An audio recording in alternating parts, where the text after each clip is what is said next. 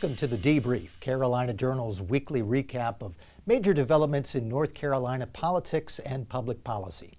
I'm Mitch Kokai, sitting in for Donna King, and I'm joined this week by Brooke Medina, who's the Vice President of Communications at the John Locke Foundation. And Brooke, a lot of interesting things that we could talk about. Well, we're going to be talking about some things that are making news in North Carolina because they're making news nationally.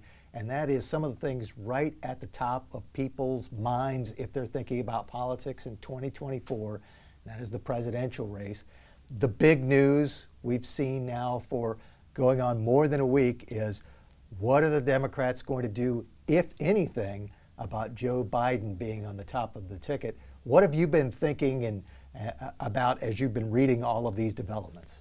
Well, I feel like maybe one of the headlines at Carolina Journal or elsewhere could be breaking: Republicans and Democrats agree Biden isn't a viable candidate. That seems to be the theme of a lot of the political conversation surrounding the presidential election. And so it's concerning if you're a Democrat, certainly, because it's just, what can you do at this point in time? It's not, Biden already has the delegates needed to clinch the nomination at the Democratic National Convention in August. So he would essentially have to back out, or there would have to be a mass deflection. And what you're seeing from Democratic pundits is a call for him to step down. So that element of it is just really unheard of. I don't know, is it unprecedented? I'm curious, because I certainly haven't seen this, I don't think, in my lifetime. Well, certainly in recent years, the Republicans and Democrats have united around a candidate fairly early on in the process, and the convention rolls around it. It's basically just a way to get your message out. You already know who the candidate's going to be. I think we have to go back really to the mid-'70s when there was a hotly contested convention. There was, in 1976, when Gerald Ford ended up being the Republican nominee. There was a potential that Ronald Reagan was going to unseat him as the candidate, but that didn't end up happening. And that was really the last time the convention looked like it could decide things. So this isn't something that most people have really dealt with. I want to ask your thoughts about this, but one of the things that I have noticed about this Joe Biden situation has been a lot of anger, more so among folks on the left, somewhat on the right, but I think people on the right kind of already saw this, but there seems to be some anger among people who are Democrats on the left side of the spectrum about, why didn't anyone tell us that this was the situation, that they finally learned at the debate that Joe Biden seemed to be in much more fragile condition and much more perilous state of his mental health than people had been led to believe. Have you been surprised at that sort of reaction?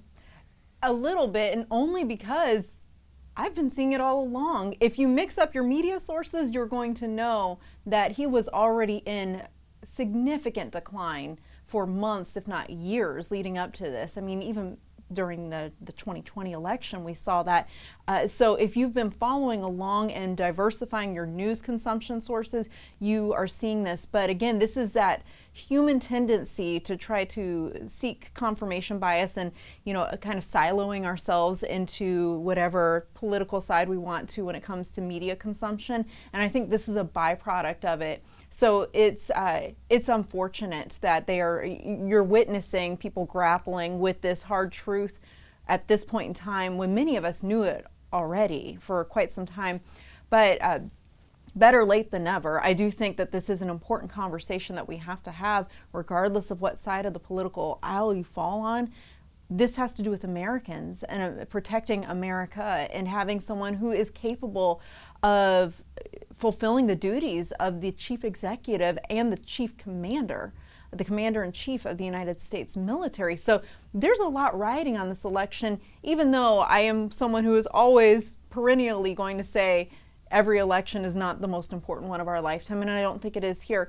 But I do think there's enough that happens within the executive branch, especially until Congress gets their act together and starts behaving like Congress should, that we do need to care about this. And so it is it is welcome that people are starting to wake up on both sides of the aisle and having this hard conversation. Sometimes, with families, and if we look at us as one giant family, which I know some people will roll their eyes at, but if we're thinking about America as that, we need to have a tough conversation. We need to have an intervention, sit at the kitchen table and talk through some of this. And my hope is that the everyday American, the average voter, they're willing to discuss this, and they're willing to talk about what is in the best interest of the American people, but also in the best interest of Joe Biden. I think that's another component to this. As a human being, regardless of what his politics have been, as a human being, it's unfortunate to see him being trotted out as somehow capable and competent of leading this, and he just sadly looks very confused and disoriented a lot of times, and that's really unfortunate. One more thing I want to touch on this issue before we turn briefly to the Republicans and what's coming up for them very shortly. There is discussion among some on the Democrat side about taking Joe Biden off of the ticket. In a normal situation, you'd think, okay, the vice president steps in, but we really haven't seen a groundswell of support for making Kamala Harris the new anointed leader. She has come up as a name, so has Pete Buttigieg, the transportation secretary, but you've also seen a number of governors, Gavin Newsom, Gretchen Whitmer, some others, and to tie this back to North Carolina, we're even hearing some people say Roy Cooper as a potential candidate for president. What do you think about that? Well, I would say Kamala Harris, it doesn't seem like she would be the one that would, if she were standing on her own and running on the primary ballots, if we were to rewind time, I don't think she would have cinched that nomination. I think there would have been a more competitive candidate that emerged. And so I do think that there are some conversations that are healthy that are happening about, if you do elect Joe Biden this November, you're effectively, in all likelihood, going to be electing Kamala Harris as president.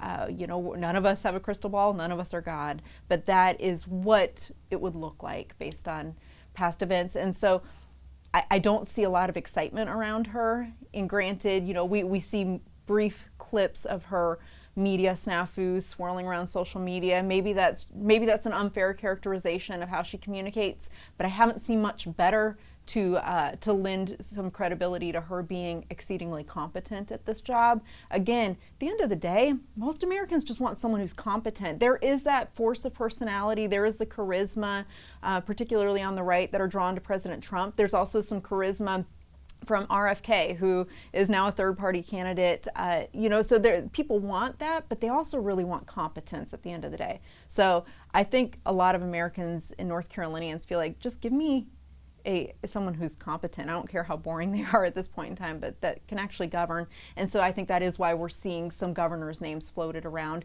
They have proven at least some degree of credibility among their own constituents in their own states. And so can that be scaled to a national level? That's the question. But again, at the end of the day, Biden has to decide whether or not he's actually going to stay in the race. And if he decides that he's going to stay in the race, then in all likelihood, he's going to be on that ballot in November. And remember, in talking about competence, that was one of the arguments for Joe Biden when he ran the first time against Donald Trump. When people did not have the health concerns, they thought, okay, this is going to be a more normal president. We're going to go back to not having crazy things in the news every day in the president's office. And now his competence has been brought into question. Before we wrap things up, let's switch gears, because we've been talking about the Democrats. But coming up next week, a very big week for the Republican Party as they hold their national convention. And we all expect Donald Trump is going to be, at the end of that week, back there as the nominee and pushing toward November. Yeah, I mean, it's just so funny. We've been living this sort of loop since 2015, really. And, once again, we're having some of these same conversations, but I think Americans and Republican voters have become more accustomed to these conversations. And so it's not the same sort of splintered discussions that we had back in 2015 and 2016 about Trump. It seems like, by and large, the party has rallied around him. I do think there is something to be said about the unaffiliated contingency that's growing, or the independent voter that's growing across the country, especially here in North Carolina, and they don't align with the RNC or the Republican Party. And so is that a foil to some of this sort of unity that we're seeing in the RNC? Are they kind of on the outside, but they're going to show up in November? I think mostly, though, after watching that debate that we all saw a week and a half ago, that that the reality is that, you know, people see Trump as being a more articulate at this point in time than he was in times past. It's almost like he's a little bit more measured, a little bit more controlled. He still can't help himself sometimes, but the Republican National Convention, they're going to rally around him. Of course, Michael Whatley is a co-chair of that convention now from North Carolina, former ED of North Carolina's GOP. And so there will be that North Carolina flair there, too. Laura Trump as well, his daughter-in-law, who has the North Carolina ties. Just briefly looking at what the convention's going to be talking about, you know, his saying since he first started running was "Make America Great Again," and now he's added in "Make America Wealthy Again" and "Safe Again" and "Strong Again." Do you think those are good things for him to be pushing for, making people richer, safer, and stronger? Yeah, I think that message appeals to Republicans and Americans more broadly because they don't feel wealthier. They don't feel stronger in a lot of ways in the national stage. They don't feel safer with rising crime rates across the country. So yeah, that resonates. To me, that is a savvy move on his part. Now, I will add that he, or whoever his communications team are, said, "Make America wealthy once again," or "great once again." So they added the "once" before, which I do not like, but that's just a personal qualm from a communications person. But yeah, I do see at least there being some more excitement around the Republican base, certainly, than the Democratic base. And so going into this election season, you know, Trump has the wind at his back in a lot of ways, while people are on the left are still squabbling about Biden's future. Yeah, and there's plenty of time for many things to happen between now and Election Day. But of course, as they do, the debrief will be here to talk about those things happening nationally and how they affect us here in North Carolina as well. That's all the time that we have this week. We hope that you will like, subscribe, do all those great social media things so that we can continue bringing you the debrief week after week. That is Brooke Medina. I'm Mitch Kokai. Thanks for joining us. We'll see you again soon with another edition of the Debrief.